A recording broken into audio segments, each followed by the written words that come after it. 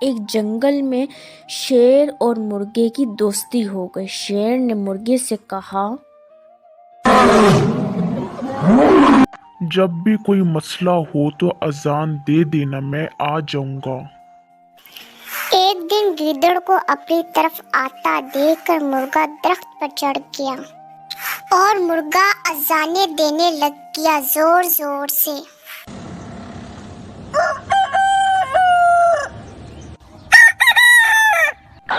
گیدڑ بولا، نیچے آ جاؤ، نماز پڑھتے ہیں۔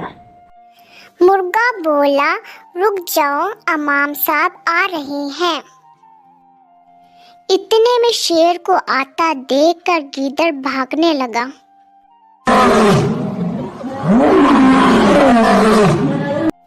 تو مرغا بولا، رکو، امام صاحب آ گئے ہیں۔